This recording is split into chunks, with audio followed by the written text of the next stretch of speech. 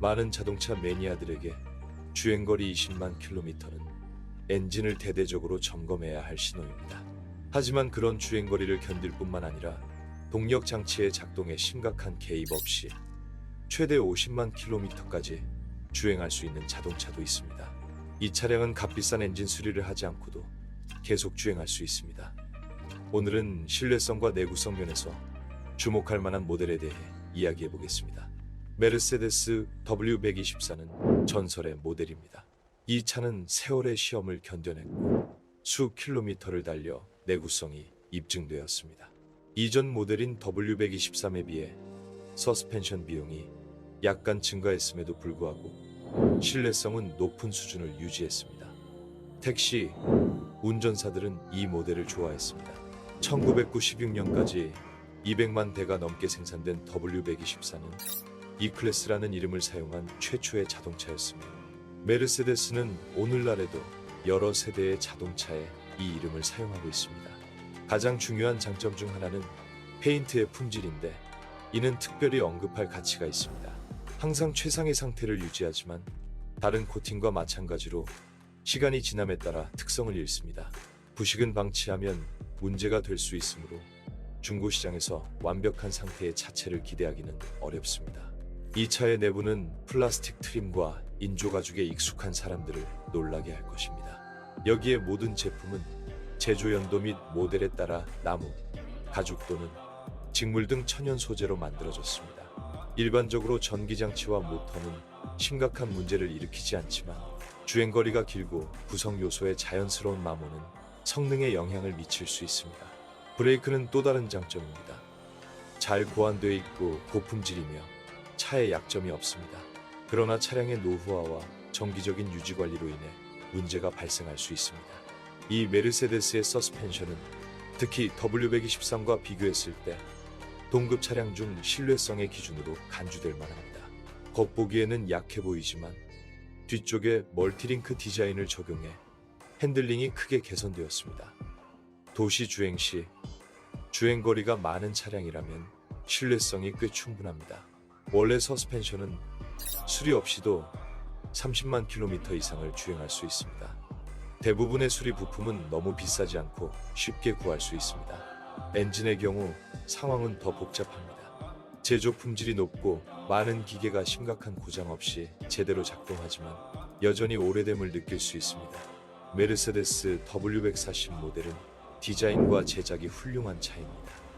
모든 구성 요소가 고장나는 일은 극히 드물고 일반적으로 큰 수리 비용이 필요하지 않습니다. 원래 페인트와 내부 인테리어가 그대로 유지된 양호한 상태의 사본을 발견했다면 주저하지 말고 가져가세요. 1996년부터 2001년까지 생산된 4세대 토요타 캠리는 신뢰성과 내구성이 뛰어난 자동차로 입증되었습니다. 차체의 품질이 너무 좋아서 첫 번째 모델은 사실상 부식에 강했습니다. 그러나 크롬 부품과 플라스틱 부품은 도로에서 방출되는 유해 물질의 영향으로 인해 금세 사용할 수 없게 되는데 이는 우리나라의 도로, 여건에서 흔히 볼 수 있는 현상입니다. 캠리 V30에는 2.4L와 3L의 두 가지 기본 가솔린 엔진이 제공되며 2.3L과 2L 엔진을 장착한 희귀한 버전도 있습니다. 이 차량은 미국 시장을 타깃으로 한 차량이며 엔진에서는 심각한 문제가 발견되지 않았습니다. 일부 자동차는 엔진에 전혀 개입하지 않고 50만 킬로미터 이상을 주행했습니다. 그러나 주행 거리가 길어질수록 인간의 실수가 영향을 미칠 수도 있습니다. 예를 들어 정기적인 유지 관리를 하지 않으면 자동 변속기가 고장 날 수 있습니다. 갑작스러운 시동이나 잦은 미끄러짐은 변속기의 수명을 크게 단축시킵니다. 서스펜션은 이전 세대의 캠리 V20에서 빌려왔습니다. 엔지니어들은 이 방법이 매우 성공적이라는 것이 입증되었기 때문에 이를 변경하지 않기로 결정했습니다. 새로운 모델은 앞쪽의 맥퍼슨 스트러 서스펜션을, 뒤쪽에 위시본 서스펜션을 사용합니다. 셰시는 매우 내구성이 뛰어나고 구성 부품도 오래 사용할 수 있어 운전하기에 매우 매력적인 자동차였습니다. 일반적으로 4세대 토요타 캠리는 유지 관리와 조작이 쉽습니다. 자동차를 잘 관리하면 50만 킬로미터 이상까지 쉽게 주행할 수 있고 100만 킬로미터 이상도 아무 문제 없이 주행할 수 있습니다. 폭스바겐 파사트 B3는 1988년 1월에 대중에게 공개된 D클래스 세단입니다. 이 차는 단순하고 신뢰할 수 있는 디자인으로 유명해졌습니다. 그 당시에는 서비스 문화가 막 발전하기 시작했으며 파사트 B3 소유자들은 종종 차고에서 직접 수리를 하고 정기적인 정비를 했습니다. 이 자동차는 오랜 세월과 운영 조건에도 불구하고 여전히 충실하고 신뢰할 수 있는 동반자입니다. 주행거리계가 50만 킬로미터를 넘었음에도 불구하고 파사트 B3는 여전히 소유자들을 위해 봉사하고 있으며 단순함과 독일산 신뢰성 덕분에 2차 시장에서 인기를 얻고 있습니다. 흥미로운 점은 파사트 B3의 도장 품질이 거의 타의 추종을 불허할 정도로 뛰어나며 특히 혹독한 겨울 환경에서 중요한 내식성이 뛰어나다는 것입니다. 이 모델에는 최대 13개의 다양한 엔진이 포함되었는데 가솔린 엔진이 10개, 디젤 엔진이 3개였습니다. 이러한 엔진의 평균 수명은 약 350, 0-450, 0km이지만 적절하고 정기적인 유지 관리를 하면 500km까지 지속될 수 있으며 때로는 100만 km 이상까지 지속될 수도 있습니다. 서스펜션은 견고하고 간단하며 유지 관리 비용도 저렴합니다.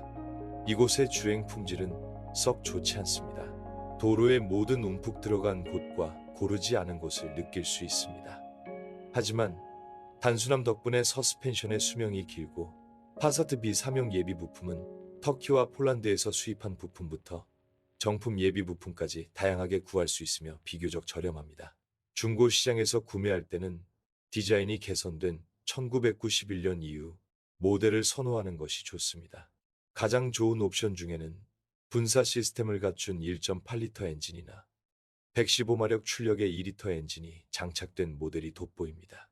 수동 변속기와 결합되었습니다. 이 세트는 가장 신뢰성 있고 내구성이 뛰어난 것으로 여겨진다.